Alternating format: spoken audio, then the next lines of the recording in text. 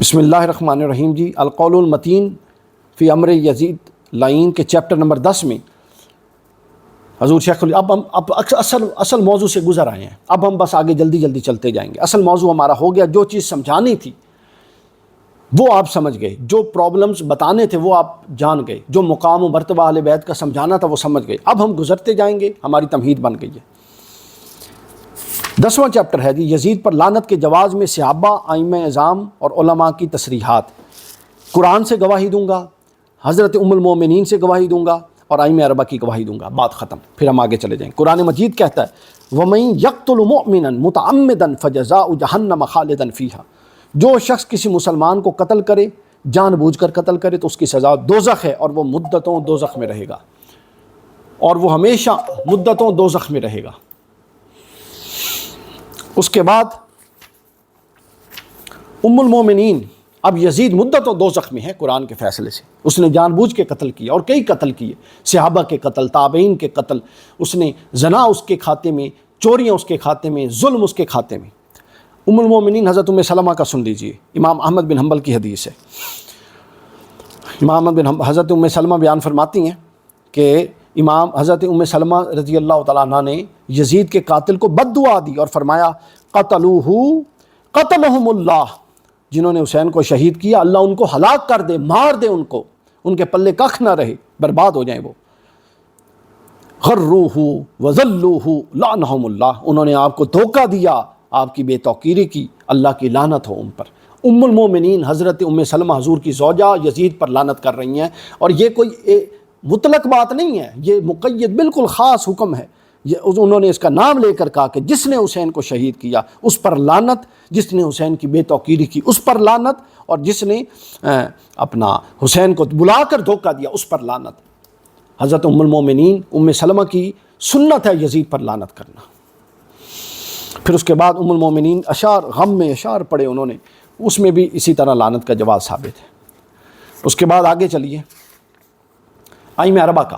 میں نے اپنے وعدے کے مطابق ائمہ اربعہ، دو طرح کی لعنت کا طریقہ پایا جاتا ہے. علماء محدثین میں اس کو سمجھ لیں. ایک ہے تصریحاً اور ایک ہے تلویحاً. تصریحاً یہ ہوتا ہے کہ کوئی صراحت سے اوپنلی کہہ دے یزید کا نام لے کر. تلویحاً یہ ہوتا ہے کہ کوئی اوپنلی نام لے کے کہنے سے احتیاط کرے لیکن اشارتاً کہہ دے قاتلین حسین پہ لعنت، جس نے حسین کے قتل کا حکم دیا اس پہ لعنت. یوں یہ دونوں. اب امام اعظم ابو حنیفہ کا سن لیجئے. امام ابو حنیفہ کے بارے میں امام لہراسی فرماتے ہیں، الکیہ لہراسی فرماتے ہیں ولی ابی حنیفہ قولان تلویح و تصریح. امام ابو حنیفہ کے بارے میں دو قول ہیں. آپ نے وضاحت اور صراحت کے ساتھ نام لے کر بھی یزید پر لعنت جائز کہی اور اشارتاً بھی لعنت جائز کہی. حضور شیخ الاسلام نے فرمایا ایک بہت بڑا، یہ اتنی موٹی ہیڈنگ قائم کی، فرماتے ہیں 1200 سال کی تاریخ میں متقدمین سے متاخرین تک کسی ایک عالم اور فقیہ نے امام اعظم سے اس سے مختلف رائے نقل نہیں کی.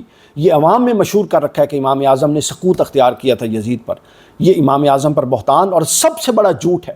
امام اعظم کی کوئی خاموشی نہیں ہے. امام اعظم تصریحاً بھی یزید کو کافر لعنتی کہتے تھے اور تلویحاً بھی کافر لعنتی کہتے تھے. امام مالک پر آ جائیں. امام الکیہ لہراسی بیان کرتے ہیں، یہ صفحہ نمبر 423 پر ہیں، ولی مالکن قولان تلویح و تصریح. امام مالک کے بھی دونوں قول ہیں، اوپنلی بھی یزید کو لعنت کرتے تھے اور اشارتاً کنایتاً بھی. اور امام شافعی پر آ جائیں، دل ٹھنڈا ہو جائے گا انشاءاللہ. امام شافعی کے بارے میں فرماتے ہیں ولنا قول واحد. امام شافعی کا ایک قول ہے التصریح دون التلویح. امام شافعی کہتے ہیں یہ بدبخت ہے اتنا لعنتی، اشارتاً کیا لعنت کرنی، اس کا نام لے کر لعنت کرو. امام احمد بن حنبل پر آ جائیں، لأحمد قولان تلویح و تصریح.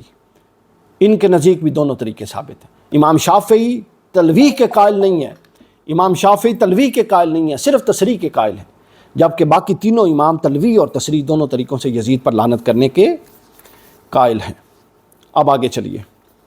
اس کے بعد یزید پر لعن کے جواز کے جو امام قائل ہیں، جنہوں نے یزید کو لعنت کی اور انہوں نے کہا کہ یزید پر لعنت کرنی چاہیے، جائز ہے، ان میں نام صرف لوں گا. امام ابو بکر خلال، انہوں نے اس کو جائز کہا. امام اسماعیل بن علی خطبی، امام ابو بکر العاجری، امام ابو بکر الجساس حنفی، امام الکیہ لہراسی، قاضی محمد بن ابو یعلا، قوام الدین صفاری، علامہ ابو الفرج ابن جوزی، تقی الدین ابن تیمیہ، حافظ ابن کثیر، علامہ تفتازانی، علامہ ابن بزار حنفی، حافظ ابن حجر اسقلانی، بدر الدین عینی، امام ابو المحاسن یوسفی، امام ابو البرکات الباؤنی الشافعی، شمس الدین بن کمال پاشا، جلال الدین سیوطی، ملا علی قاری حنفی، عبد الرؤوف المناوی، علی بن ابراہیم الحلبی، شیخ عبدالحق محدث دہلوی، شیخ محمد علی السبان، شیخ سلیمان بن محمد البجیری، قاضی ثناء اللہ پانی پتی،